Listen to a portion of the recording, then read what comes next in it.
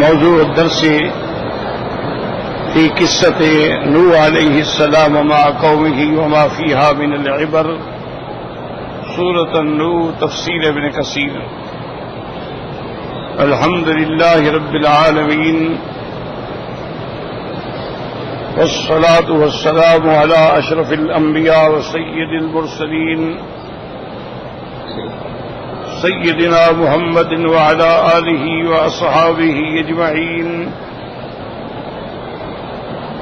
اللهم صل على سيدنا محمد وعلى آل سيدنا محمد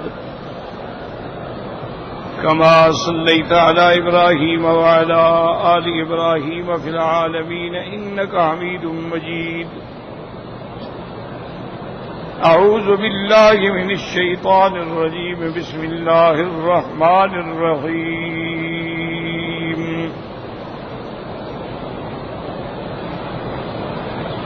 مما خطيئاتهم أغرقوا فأدخلوا نارا فلم يجدوا لهم من دون الله أنصارا. وقال نوح رب لا تذر على الأرض من الكافرين ديارا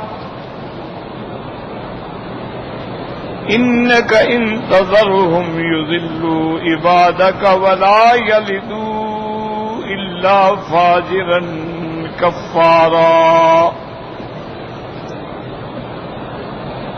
رب اغفر لي ولوالدي ولمن دخل بيتي مؤمنا وللمؤمنين والمؤمنات ولا تزد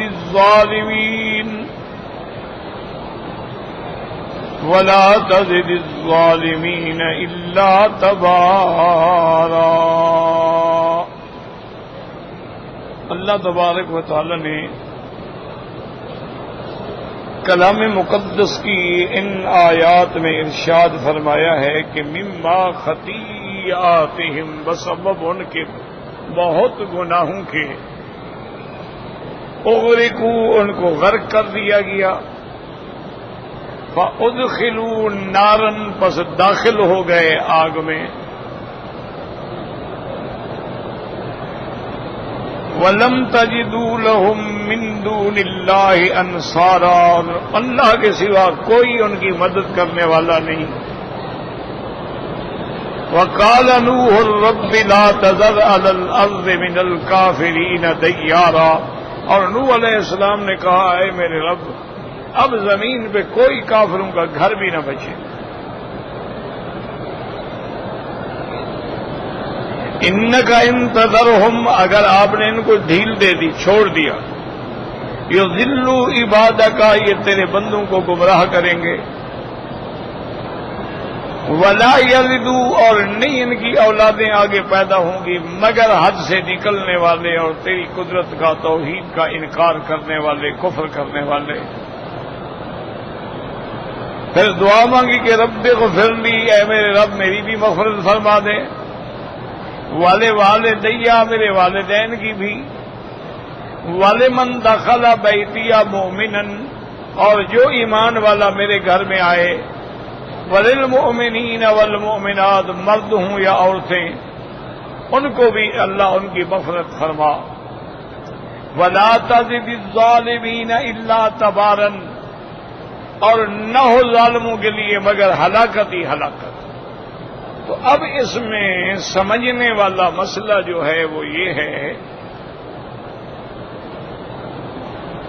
کہ عقیدہ اہل سنت والجماعت یہ ہے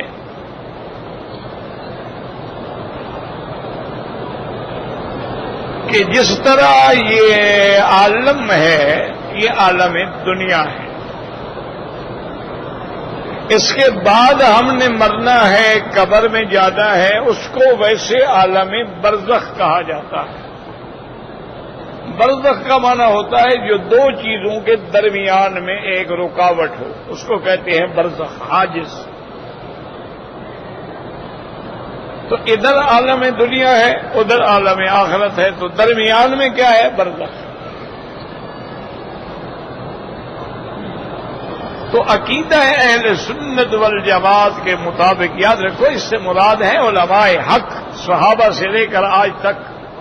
یہ نہیں جو آج کل اپنے آپ کو اہل سنت کہتے ہیں اور بدعات سے بھرے ہوئے ہیں. کہنے کے لیے تو جو مرضی آئے کوئی نام رکھ لینا. کتنے ہمارے لوگ ہوتے ہیں ماشاءاللہ نماز کبھی نہیں پڑھیں گے نام رکن الدین ہوگا. نماز کبھی نہیں پڑھیں گے ماشاءاللہ اور نام ہوگا محکم الدین. یہ تو نام سے تو کچھ نہیں ہوتا. اور یہ جو ہمارا نام ہے نا اہل سنت والجماعت یہ بھی ہمارا نام نہیں ہے. یاد رکھو یہ بھی حدیث پاک سے لیا گیا ہے. حضور پاک نے فرمایا علیکم سنتی و سنت الخلفاء الراشدین. تم پہ لازم ہے میرا طریقہ پکڑو. تو سنت کے پکڑنے کا حکم دیا حضور. وہاں سے ہم نے لیا اہل سنت. اور آگے حضور پاک نے فرمایا کہ میرے صحابہ جو ہیں وہ خلفاء الراشدین. اور اسی طرح صحابہ جو ہیں وہ سبیل المؤمنین. تو وہ ید اللہ وہاں سے ہم نے الجماع کا لفظ لیا. اور وہ بھی حضور نے حدیث میں فرمایا کہ ید اللہ علی الجماع.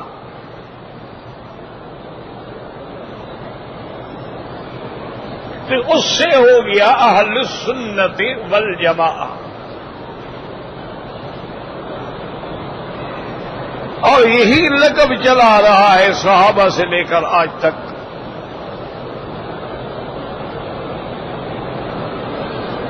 تو ان کا عقیدہ یہ ہے یاد رکھو کہ جیسے قیامت برحق ہے اسی طرح عذاب قبر بھی برحق ہے. اور جیسے قیامت کے اندر جنت بھی ہوگی جہنم بھی ہوگی راحت بھی ہوگی تکلیف بھی ہوگی اسی طرح قبر میں بھی قبر کے اندر بھی قبر جنت بھی ہوگی جہنم بھی ہوگی. اور وہ بھی حدیث ہے حضور صلی اللہ علیہ وسلم کی کہ قبر جو ہے یا تو روضۃ من ریاض الجنہ وہ جنت کے باغوں کا گویا ایک ٹکڑا ہے یا حفرۃ من حفر النیران یا جہنم کے گڑھوں میں سے ایک گڑھا ہے.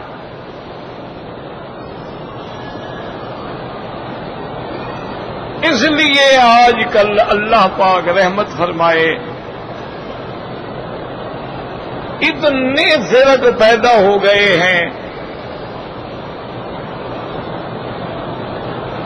حضور کے زمانے میں مشرکین مکہ تھے یہودی تھے نصرانی تھے. حضور صلی اللہ علیہ وآلہ آلہ واصحابہ وسلم کے بعد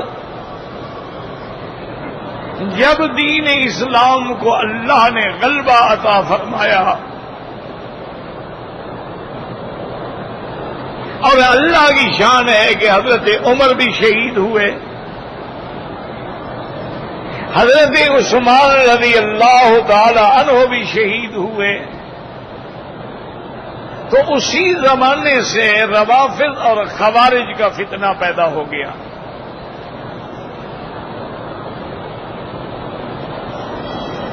بعض جماعتوں نے اپنے آپ کو اہل بیت کی محبت میں ظاہری لیبل لگایا اہل بیت کی محبت کا اور صحابہ دشمنی تھی اندر.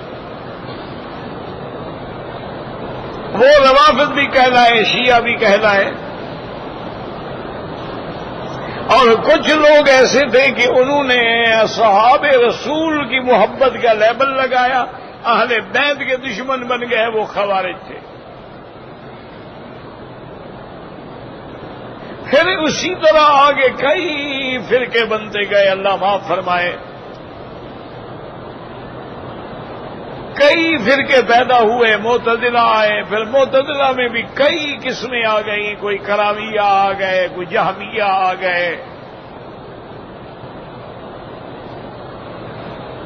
کوئی قدریہ آ گئے کوئی مشبہ آ گئے. اور سب سے پہلے عذاب قبر کا اور سماع موتا کا انکار کیا فرقہ کرامیہ نے۔ انہوں نے لوگوں کے سامنے یہ بات رکھی کہ بھئی آدمی مر جاتا ہے، بس روح نکل گیا، بندہ ختم ہو گیا، دفن ہو گیا، ریزہ ریزہ ہو گیا، مٹی بن گیا، ختم، نہ کوئی عذاب ہے نہ کوئی ثواب ہے۔ اگر مومن ہے اس کی روح علیین میں ہے، کافر ہے تو سجین میں ہے۔ السلام علیکم، قیامت میں سب زندہ ہوں گے۔ یہ سب سے پہلے اس عقیدے کی بنیاد کرامیہ نے رکھی ہے۔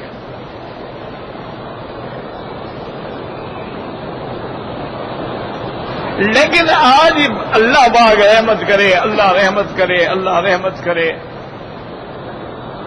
اللہ سب کی ہدایت کے فیصلے کریں۔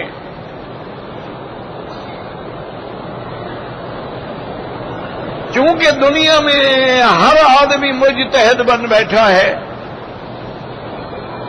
حالانکہ اجتہاد کا یاد رکھو دروازہ بند نہیں ہے، لیکن اجتہاد کے لیے شرطیں ہیں۔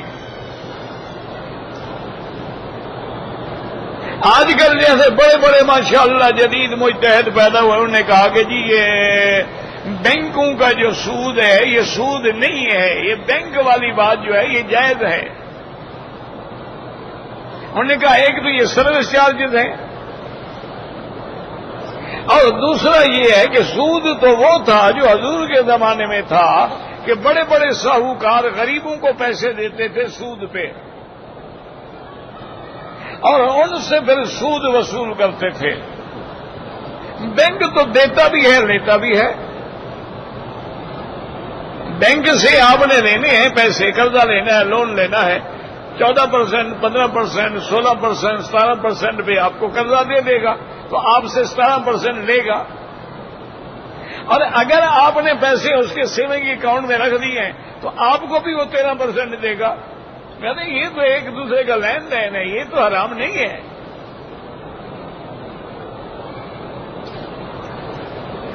یہ مصیبت ہے کہ نئے نئے مجتہد پیدا ہوئے تو نئے نئے مسائل پیدا کر دیے۔ حتیٰ کہ آج کل کچھ لوگ ایسے بھی پیدا ہوئے ہیں جو کہتے ہیں خنزیر بھی حرام نہیں ہے۔ کیوں حرام نہیں ہے؟ انہوں نے کہا حضور کے زمانے میں خنزیر حرام تھا، ہمارا ایمان ہے۔ اس زمانے میں وہ گندگی کھاتے تھے، گندے رہتے تھے۔ اب تو ان کے لیے فارم ہیں، ان کے لیے خوراکیں ہیں، ان کا اہتمام ہے، ان کو نہلایا جاتا ہے، دھلایا جاتا ہے، صاف ستھرا رکھا جاتا ہے، تو وہ جو حرام ہونے کی وجہ تھی وہ وجہ نہیں رہی۔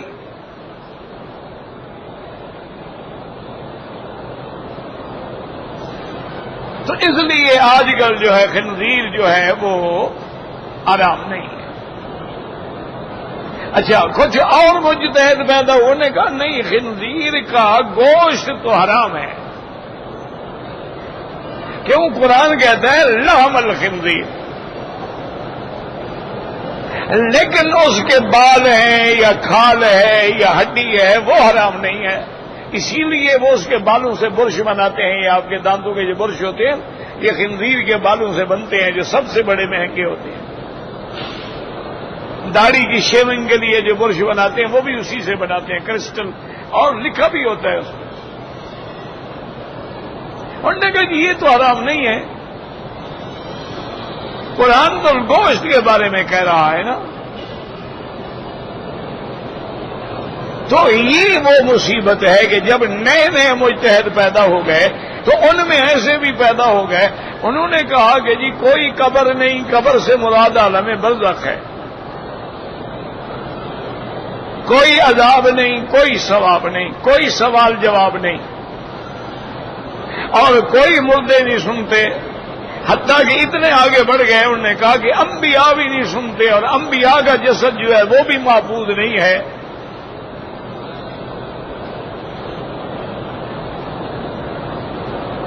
انہوں نے کہا اسی لیے موسیٰ علیہ السلام، یوسف علیہ السلام جہاں دفن تھے ان کی وصیت کے مطابق ان کی قبر کو کھول کے وہاں ہڈیاں پڑی تھیں، وہ لے آئے تھے۔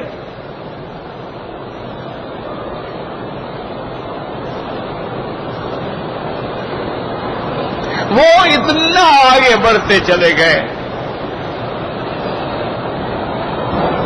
اور اسی طرح دوسری جماعت جو تھی اپنے آپ کو بریلوی کہلانے والے یا اپنے آپ کو محمدی کہلانے والے، انہوں نے کہا کہ نہیں، انبیاء بھی زندہ، اولیاء بھی زندہ، شہداء بھی زندہ، اور ان کی زندگی تو ایسے ہے کہ وہ جب چاہیں جہاں چاہیں آتے جاتے ہیں۔ وہ اتنا آگے بڑھ گئے، انہوں نے کہا ہم جب میلاد کرتے ہیں حضور پاک آ جاتے ہیں، اسی لیے تو انہوں نے کہا میلاد کرتے ہیں، یہ مجلسیں سجاتے ہیں، وہاں اگربتیاں جلاتے ہیں، خوشبوئیں کرتے ہیں، صلاۃ و سلام پڑھتے ہیں، تو جب ہماری صلاۃ و سلام کی یعنی ہم آخری ٹیمپو ہوتا ہے تو حضور آپ آ جاتے ہیں، اس لیے پھر ہم کھڑے ہو جاتے ہیں استقبال میں۔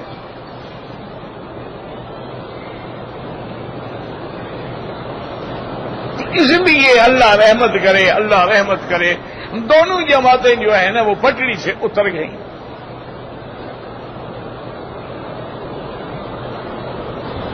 حالانکہ ایک بات کا اصول یاد رکھو کہ جہاں نص ہوگا وہاں کوئی اجتہاد نہیں ہوتا۔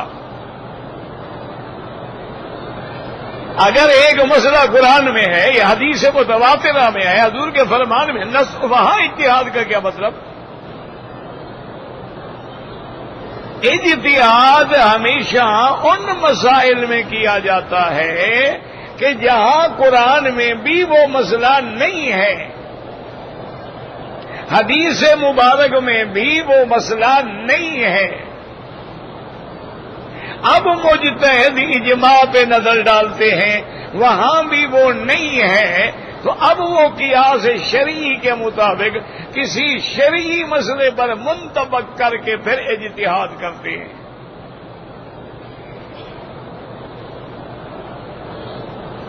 اور اسی طرح یاد رکھیں کہ اجتہاد جو ہے اجتہاد مطلق بھی ہوتا ہے، اجتہاد مقید بھی ہوتا ہے، اجتہاد ترجیحی بھی ہوتا ہے۔ یہ نہیں ہے کہ جو چاہے اجتہاد کر دے کہ قرآن کے مقابل، قرآن نے کہا سود حرام ہے، بات ختم ہو گئی، پھر اجتہاد کا کیا معنی؟ قرآن نے کہا خنزیر حرام ہے، بس حرام ہے، پھر یہ کیا بہانے بنانے کے؟ اس وقت گندے تھے تو اب تو کتے بھی اچھے ہو گئے، لہذا کتا بھی حلال ہو گیا۔ آج کل تو کتوں کے لیے بھی باقاعدہ ہوٹل ہوتے ہیں، ان کی خوراک ہوتی ہے، ان کو کھانا کھلایا جاتا ہے، شیمپو کرتے ہیں، نہلاتے ہیں، دھلاتے ہیں، ساتھ سلاتے ہیں، ان کو تو اپنی اولاد سے بھی زیادہ پیارے ہیں۔ یورپ میں تو فیملی ہوتی اسی طرح ہے کہ ایک خامند، ایک بیوی، ایک بچہ، ایک کتا، فیملی مکمل ہو گئی۔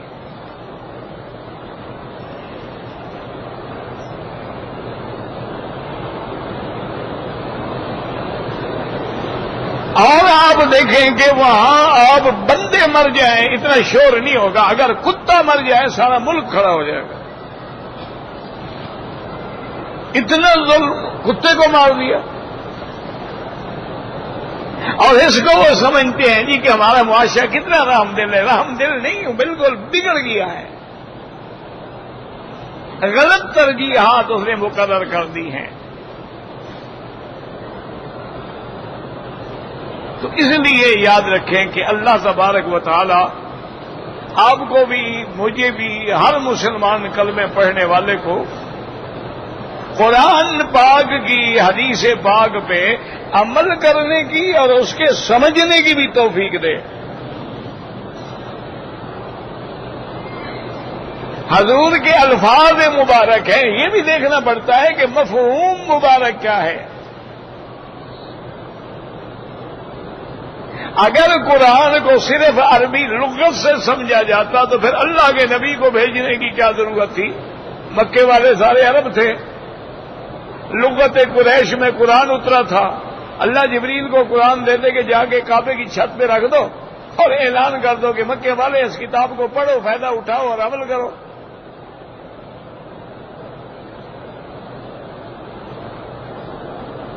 تو وہ عربی لغت کے اعتبار سے قرآن نہیں سمجھا جا سکتا جب تک سمجھانے والا محمد مصطفیٰ نہ ہو صلی اللہ علیہ وسلم۔ اور حضور بھی جو سمجھاتے ہیں یہ بھی عقل میں رکھ لو، اللہ کا نبی بھی جو ہمیں تشریح فرماتے ہیں وہ اپنی طرف سے نہیں تشریح فرماتے بلکہ وہ بھی اللہ نے ان کے دل میں ڈالا ہے، اللہ نے قرآن بھی ان کے سینے میں جمع کیا۔ ثم ان علینا بیانہ، پھر قرآن کی تشریح اور معنی اور احکام جزئیات ساری تفصیلات بھی اللہ نے بتلائی۔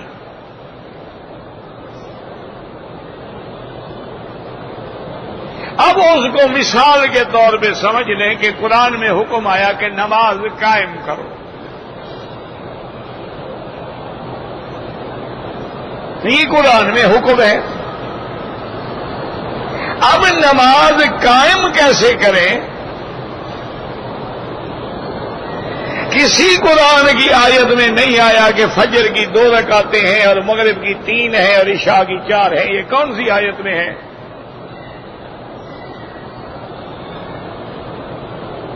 کسی آیت قرآن میں یہ مسئلہ نہیں آیا کہ اگر آدمی 2 رکعت کے بجائے 4 رکعت پڑھ لے تو کیا کرے۔ اسی طرح قرآن میں نہیں آیا کہ اگر 4 رکعت کے بجائے 2 رکعت پہ سلام پھیر دے تو کیا کرے۔ اسی طرح قرآن پاک میں کسی جگہ نہیں آیا ہے کہ اگر نماز کی حالت میں وضو ٹوٹ جائے تو کیا کرے۔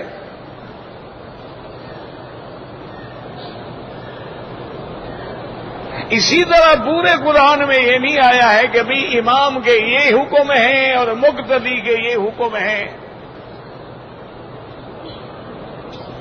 سارے قرآن میں یہ نہیں آیا ہے کہ پہلے مردوں کی صفیں ہوں گی، اس کے بعد بچوں کی صفیں ہوں گی اور سب سے آخر میں عورتوں کی صفیں ہوں گی۔ تو اب اس ساری چیز کو سیکھنے کے لیے ہم محتاج ہیں حضرت محمد الرسول اللہ کے صلی اللہ علیہ وسلم۔ جب تک حضور پہ ایمان نہیں ہوگا اس وقت تک قرآن بھی کبھی سمجھ نہیں آئے گا۔ ہمیشہ دماغ میں رکھ لو۔ اور نماز اتنی اہم چیز ہے، اس کے اوقات اول بھی ہیں اوقات آخر بھی ہیں۔ یہ اتنی بڑی چیز ہے کہ حضرت جبریل کو اللہ نے بھیجا، انہوں نے آ کے حضور کا امام بن کے نماز پڑھائی۔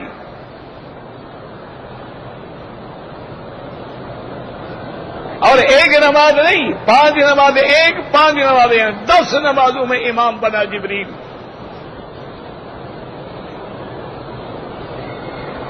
اور اللہ کروڑوں رحمتیں فرمائے فقہا، محدثین، مجتہدین کی قبروں پہ، انہوں نے ایک ایک فرمان سے عطر نچوڑا ہے۔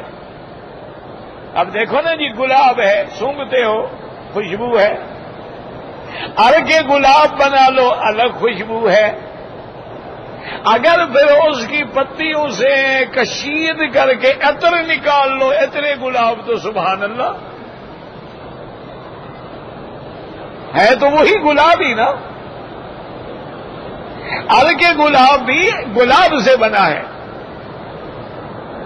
اور اتنے گلاب جو ہے جیسے یہاں مکے میں آپ جانتے ہیں کہ ورد طائفی، یعنی طائف کے گلاب کا جو عطر ملتا ہے وہ اصلی تو خیر ملتا ہی نہیں، اور ملے تو ہم جیسے تو لے ہی نہیں سکتے، کیونکہ کم از کم وہ 4000 ریال تولہ ملے گا، کم از کم۔ وہ تو پھر بڑے بڑے جو بادشاہ ہیں، شہنشاہ ہیں، شہزادے ہیں، بڑے بڑے تاجر ہیں، بزنس ٹائکون ہیں، وہ ان کے لیے پہلے سے ریزرو ہوتا ہے کہ تم نے کتنا نکالنا ہے، بھی تم نے کتنا، اور پہلے سے بکنگ ہوتی ہے۔ ہمارے مقدر میں وہ آتا ہے کہ 1 تولہ خالص ہوگا، 100 تولہ دوسرا ملا دیں گے۔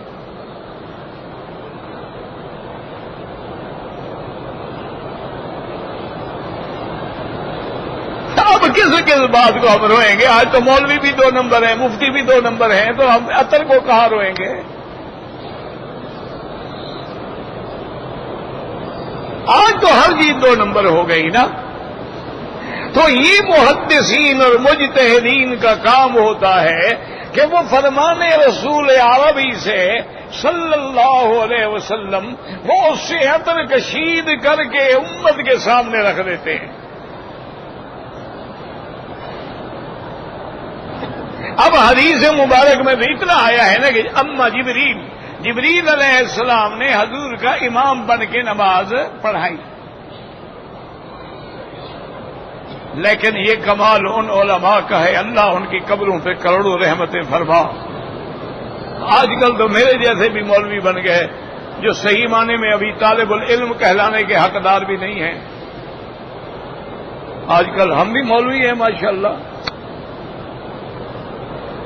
وہ ہمارا دوست تھا ایک لقمان صاحب، اللہ قبر پہ رحمت کرے، بڑا مجاہد آدمی تھا. وہ کہتا تھا مکی صاحب گل گئے، گلشن گئے، باقی دھتورے رہ گئے. وہ کہتا ہماری قسمت میں یہی رہ گئے ہیں، بس اسی کو غنیمت سمجھو، آنے والے 20 سال کے بعد شاید یہی ہم جیسے بھی نہ ملے. وہ کہتے بس انہی کو غنیمت سمجھو، بس گزارا کرو.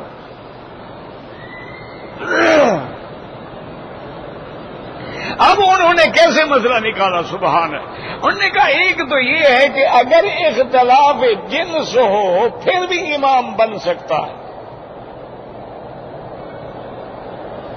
اب یہ حدیث میں تو نہیں لکھا ہوا نا، یہ حدیث سے سمجھا گیا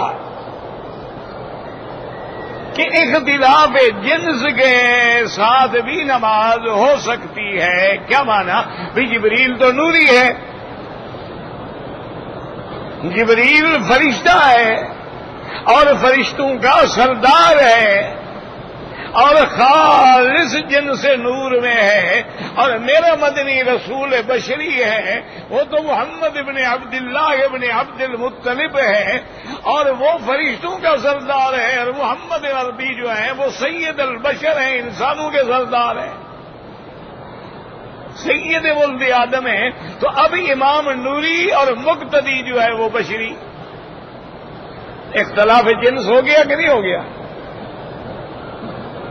لیکن حضور نے جو نماز پڑھی تو نماز تو صحیح ہو گئی. تو اگر امام میں اور اس میں فرق آ گیا پھر بھی نماز ہو جائے گی. اور اسی سے انہوں نے اور مسئلہ نکالا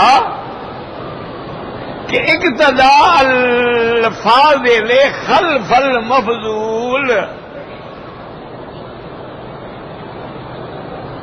اقتداء الافضل خلف المفضول، کہ اگر کوئی فاضل عالم کسی طالب کے پیچھے نماز پڑھ لے تو ہو جائے گی، چاہے نماز پڑھنے والا اتنا علم نہ رکھتا ہو.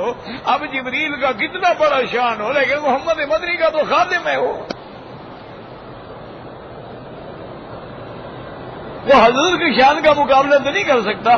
تو حضور افضل ہو کے مفضول کے پیچھے نماز پڑھ رہے ہیں. تو اس سے یہ مسئلہ بھی نکل آیا کہ ایسے ہو جائے تو نماز ہو جاتی ہے. جیسے کہ حضور نے 1 رکعت عبد الرحمن ابن عوف اور حضرت ابو بکر کے پیچھے اقتدا کر لی، حالانکہ حضور افضل ہیں. تو اس کو کہتے ہیں اقتداء الفاضل خلف المفضول. یہ مسئلہ بھی انہوں نے اسی حدیث مبارک سے نکالا.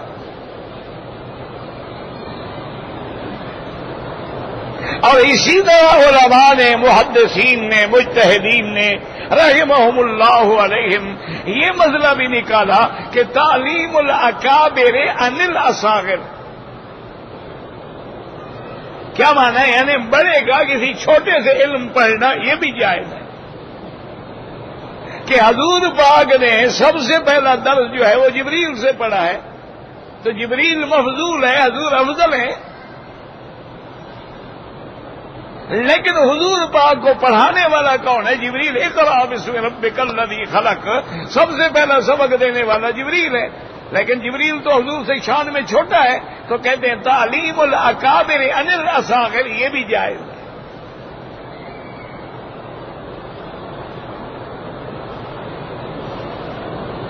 اور اسی سے علماء نے یہ مسئلہ بھی اخذ کیا کہ اللہ نے قرآن میں فرما دیا تھا ان الصلاۃ کانت علی المؤمنین کتابا موقوتا. اللہ نے قرآن میں فرما دیا بھی نماز کے اوقات معین ہیں، فرض ہیں، ان میں کوئی رد و بدل نہیں ہو سکتا ہے، لیکن اوقات کی تفصیل نہیں تھی. بھی نماز کے اوقات ہیں اور نماز میں یہ شرط ہے، اسی لیے حکم ہے نا اقیم الصلاۃ یقیمون الصلاۃ مقیمی الصلاۃ.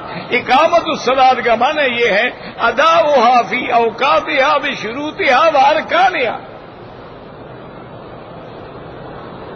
نماز قائم کرو کیا معنی؟ اس کے شروط ارکان فرائض اوقات کے اندر. اگر وقت کے بعد پڑھ رہے ہو تو نماز کو تم نے قائم نہیں کیا، پھر ٹکرے ماری ہیں تم نے. بیٹھے رہے جب سورج پیلا ہونے لگا اللہ اکبر عصر پڑھ رہے ہیں، حضور فرمایا تلک صلاۃ المنافق، یہ تو منافق کی نماز ہے.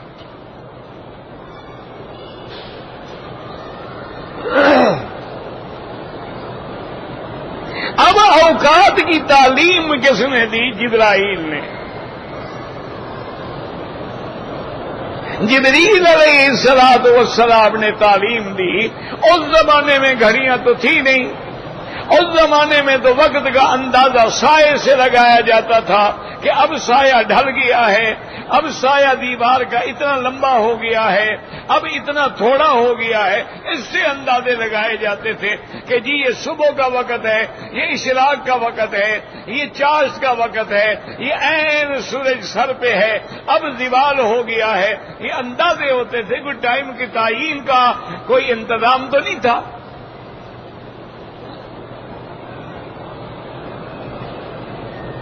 وہ ایک بزرگ تھے، بڑے سادہ آدمی تھے، اللہ والے تھے، بچوں کو قرآن شریف پڑھاتے تھے. نظر کمزور ہو گئی تھی تو انہوں نے کیلیں لگا رکھی تھی، یعنی اپنا مسجد کی صحن میں کیلیں لگا دی. یہ کیل جو ہے نا جی، یہاں پر اگر سایہ آئے گا 11 بج گئے، یہاں آئے گا 12 بج گئے، یہاں آئے گا تو 1 بج گیا. تو انہوں نے وہ لوہے کی کیلیں لگا دی تھی. وہاں جب سایہ آتا اندازہ کر لیتے کہ بھئی اب 12 بج گئے ہیں، اب چھٹی کا وقت ہو گیا، وہ طلباء کو چھٹی کر دیتے. اچھا طالب تو پھر ہمارے جیسے طالب ہی ہوتے ہیں نا، وہ کیا کرتے کہ وہ وہاں سے کیل کو نکال کے ذرا ادھر لگا دیتے تاکہ جلدی سایہ آ جائے گا نا، چھٹی جلدی ہو جائے گی. اور کئی دن ایسے ہوتا رہا. ایک دن ایک مولوی صاحب آئے، انہوں نے آگے کہا حضرت یہ لڑکے ہیں جھوٹ بولتے ہیں، وقت ہو گیا، ابھی وقت نہیں ہوا. کہنے لگے نہیں مولوی صاحب، مسلمان کا بیٹا جھوٹ نہیں بول سکتا. یہ مسلمان کے بیٹے کیسے جھوٹ بول سکتے ہیں؟ آپ کو کوئی غلط فہمی ہوئی. سادے لوگ تھے، وہ تصور ہی نہیں کر سکتے تھے کہ مسلمان کا بیٹا جھوٹ بولے گا. ان کو پتہ نہیں تھا کہ دور آئے گا مسلمان کا بیٹا جھوٹ گڑے گا، صرف بولے گا نہیں، جھوٹوں کا امام ہوگا. اور جو جتنا بڑا جھوٹا ہوگا اتنا بڑا لیڈر ہوگا.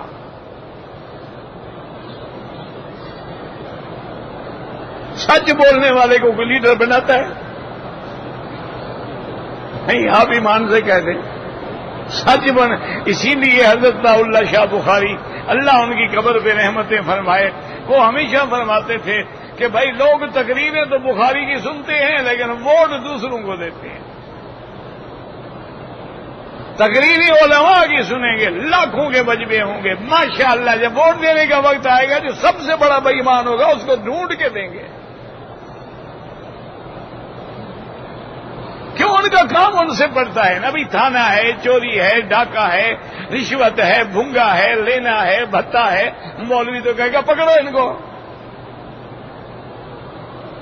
اسی لیے حضرت شاہ جی ایک دفعہ فرماتے ہیں، میں تقریر کر رہا تھا، میرے سامنے ایک بالکل بوڑھا آدمی بیٹھا تھا. میری ہر تقریر پہ وہ طنزاً سر ہلائے، طنز کے طور پہ سر ہلائے. میں نے جوش میں آگے کہا کہ اگر اللہ نے ہمیں اقتدار دیا، نماز قائم کریں گے، روزہ قائم کریں گے، دین نبی کو قائم کریں گے، ہم زنا بند کر دیں گے، شراب کے اڈے بند کر دیں گے، حرام کاری بند کر دیں گے، جوا بند کر. وہ سر ہلا. ہاں جی فرمائے، مجھے بڑا غصہ ہے، یہ عجیب آدمی ہے میرے سامنے بیٹھ کے طنز کرتا ہے. جب تقریر ختم ہونے گا، جا بابا کیوں سر ہلا؟ انہوں نے کہا شاہ جی بڑے بھولے آدمی ہو، جب تم زنا بند کر دو گے، شراب بند کر دو گے، لوگ پاگل ہیں کہ تمہیں ووٹ دیں گے؟ یہ تو صحیح ان کو دیں گے جو 2 اڈے ہیں تو 4 کھلوا دیں،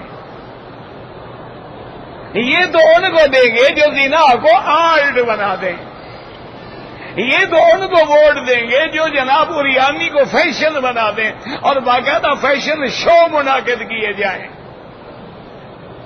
یہ تو صحیح ان کو ووٹ دیں گے جو ماشاء اللہ میراتھن ریس کروا کے لڑکیوں کو نکر پہنا کے دوڑائیں، یہ تو ان کو ووٹ دیں گے ماشاء اللہ جو لڑکیوں کی کرکٹ کی ٹیمیں بنائیں گے۔ ہم نے کہا شاہ جی جب آپ یہ ساری پابندیاں لگا رہے ہیں تو پاگل ہو گئے تمہیں ووٹ دیں گے؟ میں اس لیے کہہ رہا تھا کہ یا تو چپ کر جاؤ، انہوں نے کہا چپ کیسے کریں، اللہ کا حکم ہے، انہوں نے کہا پھر ووٹ نہیں دیتے، پھر بلا وجہ اپنے آپ کو بے عزت نہ کرو الیکشن۔ اب یہ دیکھیں قرآن نے کہا کہ نماز کے اوقات ہیں، یاد رکھو، لیکن اوقات کی تعلیم دینے والا کون تھا؟ حضرت جبرائیل۔ اور یہاں سے مسئلہ سمجھ آ گیا کہ اگر انبیاء عالم الغیب ہوتے تو ان کو وقت بتلانے کے لیے جبریل آتا، ان کو احکام سمجھانے کے لیے جبریل آتا۔ اس لیے اللہ نے فرمایا ما کنت تدری مل کتاب ولل ایمان، اللہ نے فرمایا میرا مدنی آپ تو نہیں جانتے تھے کہ قرآن کیا ہے، آپ تو نہیں جانتے تھے ایمان کی اجزاء کیا ہے، تفصیل کیا ہے، یہ تو میرا کرم ہے کہ میں نے آپ پہ قرآن بھیجا، میں نے جبریل بھیجا، میں نے قرآن کی روشنی آپ کو عطا فرما دی ہے۔ اب نماز کی تعلیم دینے والا جبریل، اوقات کی تعلیم دینے والا جبرائیل، اور 5 نمازیں اول وقت میں پڑھائیں اور 5 نمازیں آخر وقت میں پڑھائیں، اور کہا کہ یا رسول اللہ اپنی امت کو بتلا دیں کہ نمازوں کا وقت جو ہے ان 2 وقتوں کے درمیان میں ہے۔ کیا مانا کہ فجر کی نماز کا اول وقت یہ ہے کہ اندھیرا ابھی کھڑا ہو پڑھ لو، اور آخر وقت یہ ہے کہ سورج نکلنے سے پہلے پہلے پڑھ لو۔ اسفروا بالفجر فإنها أعظم للأجر، حضور نے فرمایا صبح کو روشن ہونے دو پھر نماز پڑھو، یہ تمہارے لیے زیادہ ثواب کا ذریعہ ہے۔ اور بعض علماء فرماتے ہیں کہ اگر مقتدی بوجھ نہ سمجھے اور امام بھی خوبصورت قرآن پڑھنے والا ہو تو پھر غرض میں شروع کر کے بڑی صورتیں پڑھیں، اور جب روشن ہو جائے تو پھر جا کے ختم کریں۔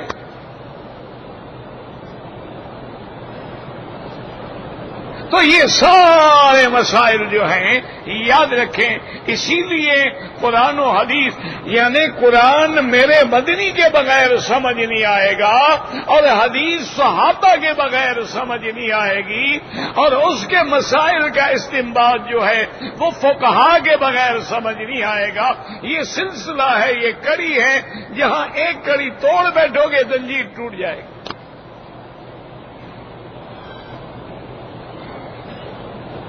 تو اس لیے ہمیشہ یاد رکھیں کہ بعض علماء نے اسی آیت سے عذاب قبر کا بھی استدلال کیا، مما خطیئاتہم، اور دوسری قرات ہے مما خطایاہم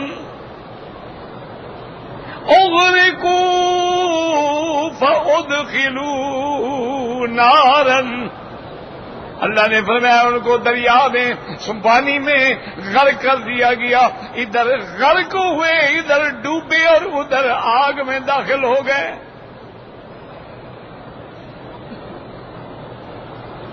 اسی طرح فرعون کے بارے میں آیا ہے کہ اللہ نے ان کو بھی غرق کیا، غرق ہونے کے فوراً بعد آگ میں آ گئے۔ النار یعرضون علیہا غدوا وعشیا وَيَوْمَ تَقُومُ السَّاعَةُ ادخلوا آل فرعون اشد العذاب.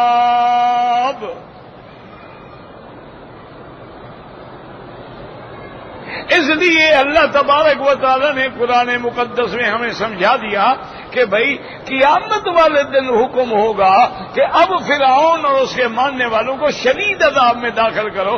تو پہلا عذاب جو ہے گویا وہ عذاب قبر ہے لیکن عالم برزخ ہے. اسی طرح قوم نوح جب غرق ہوئی، غرق ہونے کے بعد فوراً فے تاکیب کے لیے ہوتی ہے، یاد رکھو. وا جو ہے یہ جمع کے لیے ہوتی ہے اور فے جو ہے فا جو ہے تاکیب کے لیے ہوتی ہے اور سما جو ہے وہ تراخی کے لیے ہوتا ہے. جیسے حضور نے فرمایا اذا کبر فکبروا، جب امام تکبیر کہے تم بھی تکبیر کہو. اور فرمایا اذا رکع فرکعوا، جب امام رکوع کرے تو اس کے فوراً بعد تم بھی رکوع کرو. اذا سجد فسجدوا، جب امام سجدہ کرے تم بھی فوراً اس کے بعد سجدہ کرو. اور اسی طرح میرے مدنی نے فرما دیا اذا قرأ فانصتوا، جب امام پڑھے تو تم چپ رہو. حضور نے نماز سکھلا دی ہے. تو اس لیے علماء نے یہاں سے عذاب قبر کا بھی نتیجہ لیا ہے. دعا کریں اللہ ہم سب مسلمانوں کو، مرنے والوں کو، زندہ سب کو عذاب قبر سے بچائے.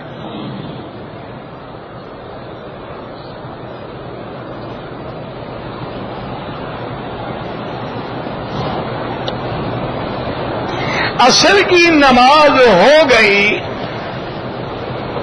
وہ بعد میں آیا، اب نماز پڑھنا چاہتا ہے تو کیا نماز سے پہلے وہ سنتیں پڑھ سکتا ہے؟ کیونکہ وہ تو حکم ہے نا کہ لا صلاۃ بعد العصر، عصر کے بعد کوئی نماز نہیں جب تک سورج نہ ڈوبے. یہ حکم اس کے لیے جس نے عصر پڑھ لی، جس نے عصر پڑھی ہی نہیں اس کے لیے تو ابھی عصر گویا نہیں ہوئی اور جس نے نماز ہی نہیں پڑھی.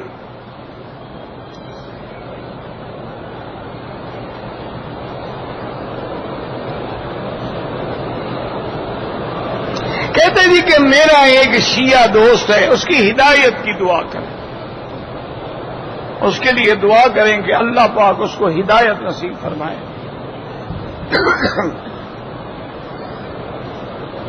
لیکن میرے محترم، میرے بزرگ، میرے عزیز، یاد رکھو جن کو میرے مدنی کے صحابہ سے بغض ہو تم اس سے دوستی رکھتے ہو. اور یار کبھی تم نے اپنے باپ کے دشمن سے بھی دوستی رکھی ہے، کبھی تم نے اپنے بھائی کے دشمن سے بھی دوستی رکھی ہے، کبھی تم نے اپنے پارٹی لیڈر کے دشمن سے بھی دوستی رکھی ہے. اور جو میرے مدنی کے صحابہ سے بغض رکھتا ہو اس سے تم دوستی رکھو. یہ اسلام ہے؟ ایک ہے معاملات تو سب کے ساتھ جائز ہیں لیکن دل کا تعلق کبھی نہیں ہو سکتا.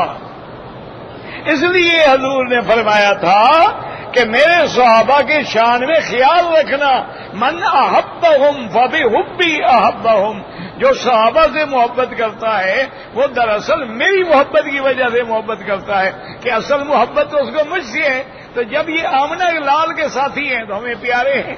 اور فرمایا من ابغضہم، جو صحابہ سے بغض رکھتا ہے وہ صحابہ سے بغض نہیں رکھتا، بے بغضی ابغضہم، اصل بغض اس کا میرے ساتھ ہے.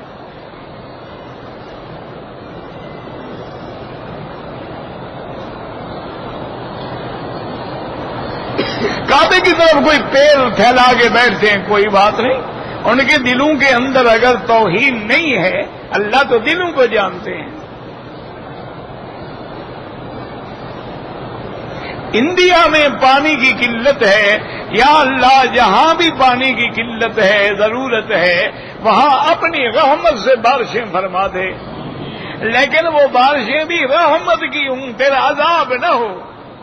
جیسے حضور نے فرمایا سقیا رحمت اللہ سقیا عذاب. اللہ ہمیں بارشیں دینا لیکن رحمت والی بارشیں، یہ نہ ہو کہ پھر بارش ہی عذاب بن جائے.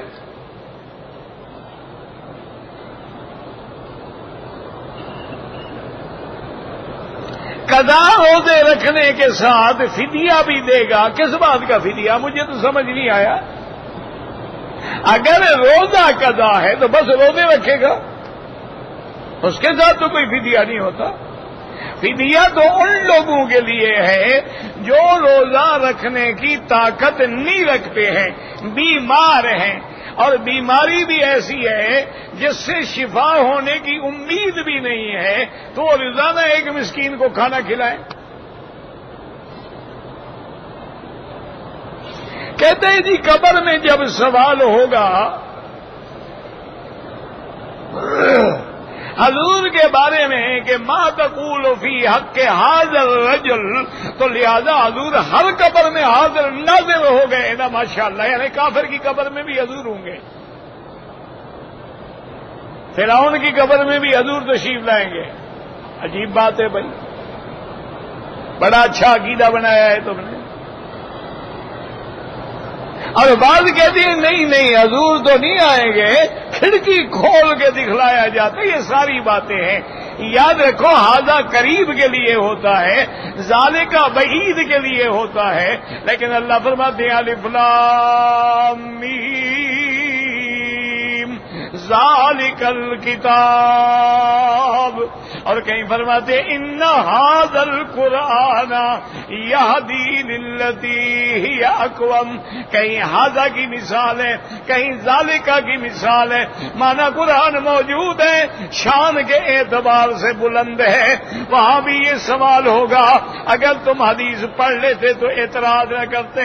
ما تقول فی حق ھذا الرجل الذی بعث فیکم، اس کے بارے میں کیا کہتے ہو جس کو اللہ نے نبی بنا کے بھیجا تھا.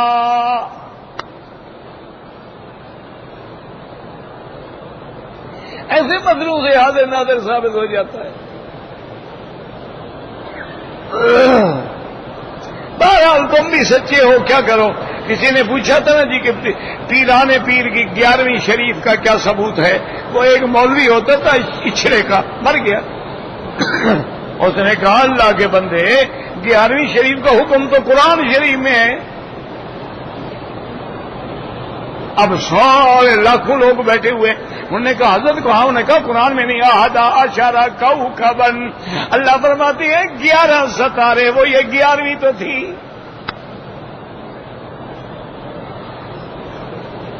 اب اس جاہل سے کوئی پوچھے بھی، یہ تو یوسف علیہ السلام کے زمانے کا قصہ ہے جو حضور سے بھی ہزاروں سال پہلے ہے.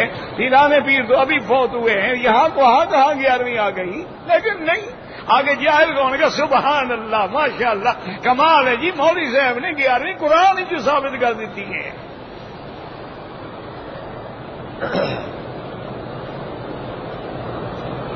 انا للہ و انا الیہ راجعون. میرے خیال میں مر گیا ہے، اس نے بڑا قرآن کی بڑی تعریف کی. اللہ معاف.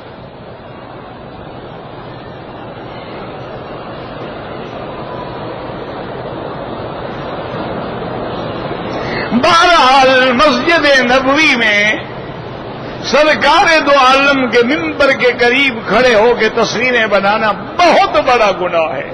تصویر بنانے اور بنانے والوں پہ اللہ کے نبی نے لعنت بھیجی ہے کہ لعن اللہ المصور والمصور له. اور پھر تم اسی نبی کے ممبر کے پاس کھڑے ہو جاتے ہیں.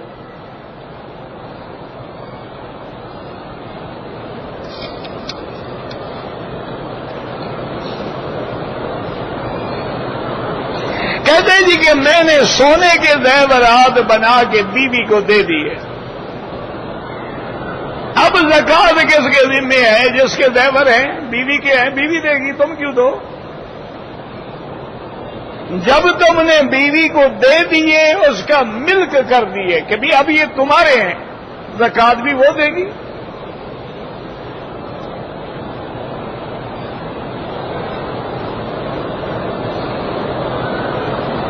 عمرہ نفلی عبادت ہے جس کے لیے کریں. بغیر داڑھی والے کے پیچھے ایک ہے، یاد رکھو، نماز کا ہو جانا. نماز تو ہو جائے گی لیکن داڑھی منڈے کے پیچھے نماز نہ پڑھا کرو، چونکہ وہ فاسق و فاجر ہوتا.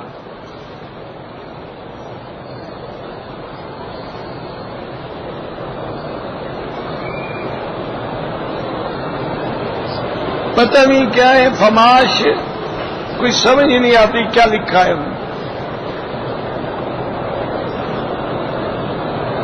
مجھے ایک آدمی نے کہا، وہ آدمی کون ہے جناب؟ کوئی عالم ہے، محدث ہے، مفسر ہے، کون ہے؟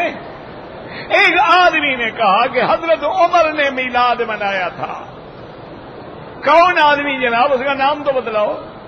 حضرت عمر ہوتے نا درے مار مار کے ٹھیک کر دیتے، وہ تو اہل بدعت کو سیدھا کر دیتے تھے۔ دعا کب قبول ہوتی ہے؟ جب تم حلال کھاؤ گے، سچی بات کرو گے، جھوٹ سے بچو، حلال کھاؤ، دعائیں قبول ہی قبول۔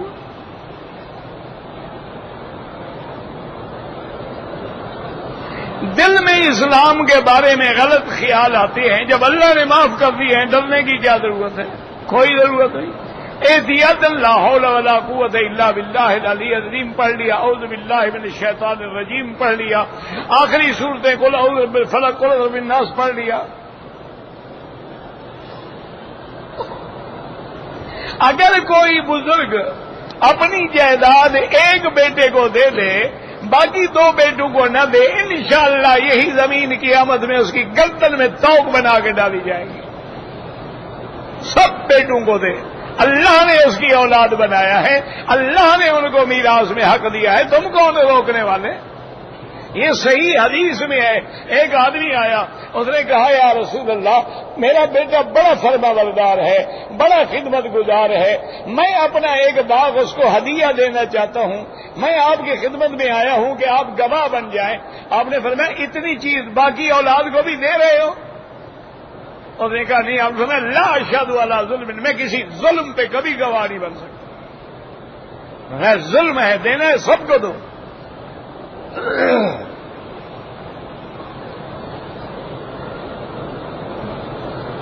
میت کو آنے والے کا پتہ لگتا ہے، ہاں حدیث میں آتا ہے لگتا ہے۔ یہ بھی ہے کہ جب ہم وہاں سے آتے ہیں تو ہمارے جوتیوں کی آواز بھی سن رہے ہوتے ہیں۔ اسی لیے حکم ہے کہ مرنے کے بعد جب دفن کر لو تو کھڑے ہو کے دعا مانگو، تاکہ تم سے مانوس ہو کہ وہ صحیح جواب دے۔ مسجد الحرام میں سونا جائز ہے، اگر گھر نہیں ہے تو جائز ہے۔ اگر آپ کے پاس گھر نہیں ہے، ہوٹل نہیں ہے تو بالکل سوئیں۔ کہاں سوئیں گے پھر؟ اللہ کے گھر میں ہی سوئیں گے، جیسے صحابہ کے گھر نہیں تھے تو مسجد نبوی میں سوتے تھے۔ ایک آدمی پاکستان میں بیٹھا ہے، خود عمرہ کرے، تم کیوں کرو؟ رش کی وجہ سے حجر اسود پہ مرد اور عورتیں مل جاتے ہیں تو بوسہ نہ دیں، دور سے اشارہ کر دیں، بس ختم، کوئی رش نہیں ہوگا۔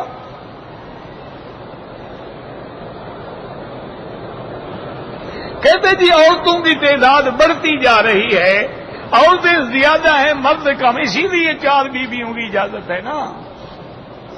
اب تو مسئلہ سمجھ آ گیا نا آپ کو۔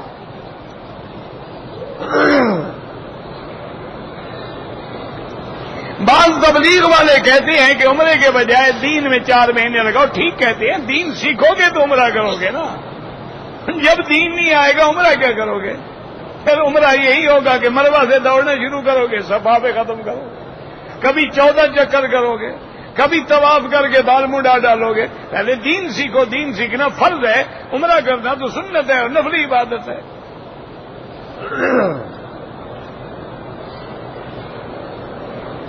حضور پاک پہ کون سا درود پڑھیں؟ افضل درود وہ ہے جو نماز میں پڑھتے ہیں، لیکن جب مدینہ منورہ مواجہہ شریف میں کھڑے ہوں تو الصلاۃ والسلام علیک یا رسول اللہ۔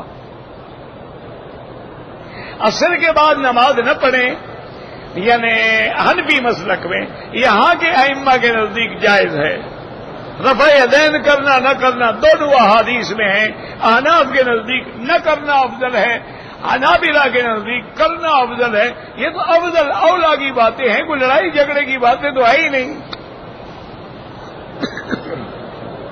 دوران نماز وضو ٹوٹ جائے چھوڑ دو نماز، بغیر وضو نماز نہیں ہوتی۔ اور حضور نے یہ بھی بتلایا کہ ایسے ناک پکڑ کے نکل جاؤ صف سے، تاکہ لوگ یہ نہ سمجھے اس بیچارے کی ہوا نکل گئی ہے، یہ سمجھے اس کو نکسیر آ گئی ہے، یعنی پردہ بھی رکھا ہے اللہ کے نبی نے۔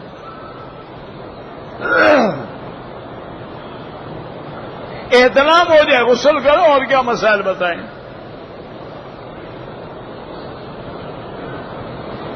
اگر جدے سے مدینہ منورہ جائیں اور مدینہ منورہ سے واپس جدہ آنا ہے تو عمرہ کوئی ضروری نہیں.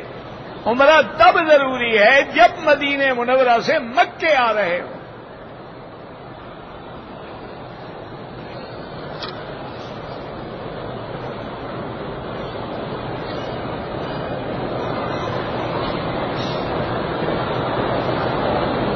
ایک ہم نے مل کے کاروبار کیا ہے, ایک طالب العلم ہے لیکن خیانت کرتے, اس کو نکال دو کاروبار سے.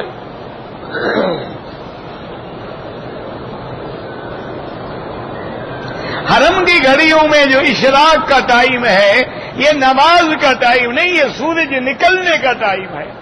نماز کا ٹائم اس سے کم از کم 15 منٹ بعد ہوتا ہے. اگر جنازے کی دوسری تکبیر میں ملیں تو جب امام سلام پھیرے جلدی جلدی اللہ اکبر کہہ دیں بس.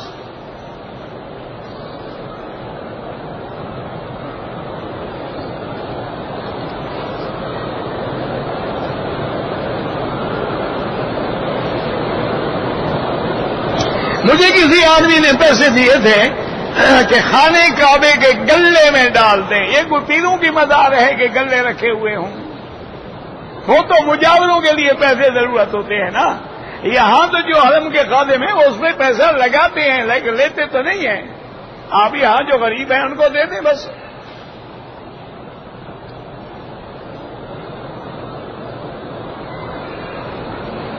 طواف کے جب 7واں چکر ختم ہو پھر بھی کہیں گے اللہ اکبر. اگر بیوی کو حیض آنے والا ہے وہ اس سے بچنے کے لیے کوئی گولی وغیرہ لے لے, کوئی حرج نہیں.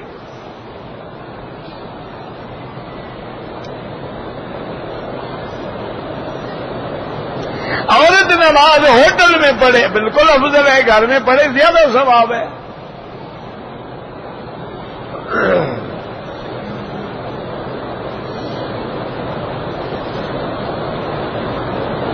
دماغ کمزور ہے, امام صاحب سے دم کرا دو بالکل. جب امام نماز پڑھ کے نکلے جا کے مل لے, کوئی بات نہیں.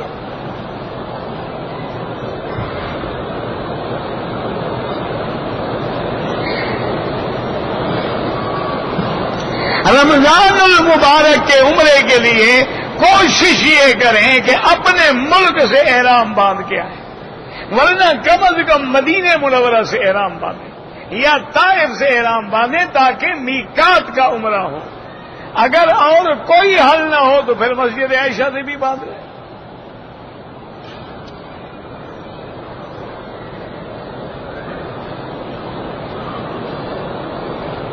کہتا ہے جی کہ حضرت عثمانی صاحب نے اسلامی نظریہ بینکنگ کا پیش کیا ہے تو ان کی کتابیں تفصیل سے پڑھو, اچھی طرح سے پڑھو, بار بار پڑھو. یہ مشکل مسئلہ ہے, سمجھنے والا مسئلہ ہے. بعض علماء نے اعتراض کیا ہے لیکن بہت سارے علماء نے اس کی تائید بھی کی ہے. دیکھو نا, اگر ہم آج جو نئے اسلامی طریقے پہ بینک کام کرنا شروع کر چکے ہیں, چلو میں مانتا ہوں ان میں 20% غلطی ہوگی, 30% غلطی, ہم ان کی مدد کریں گے تو چلیں گے نا, مطلب ان کو چھوڑ دیں پھر یہودی بینکوں سے کاروبار کریں جو 100% غلط ہیں. ویسے بہرحال تقی صاحب کا اقتصاد اسلامی پہ بڑا مطالعہ ہے اور ان کی بہت بڑی کتابیں بھی ہیں, لیکن کوشش کرو کوئی سمجھنے والا بھی ہو. یہ ایسا مسئلہ نہیں جو ہر آدمی سمجھ لے.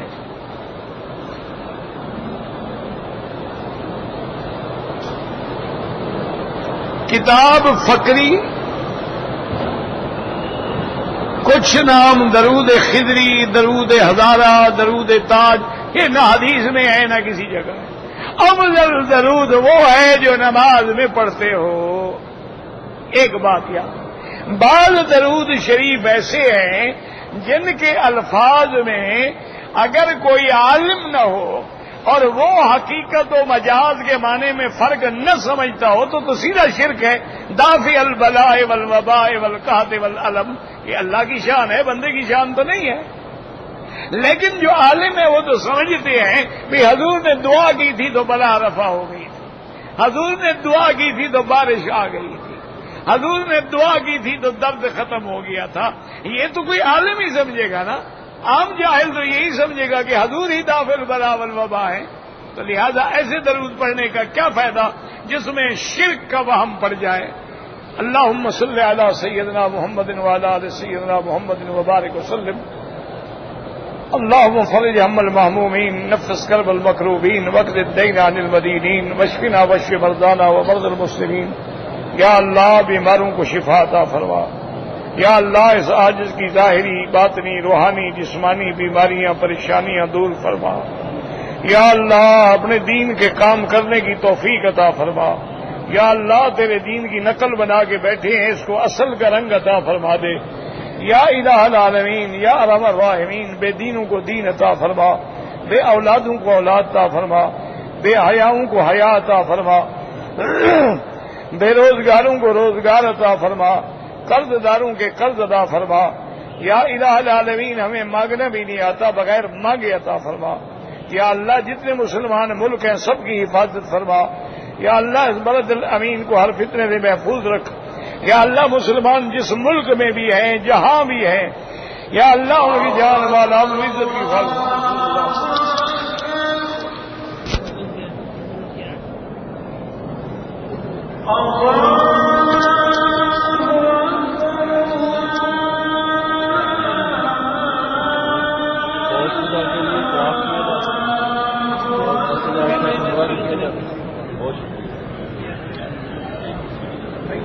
اللہ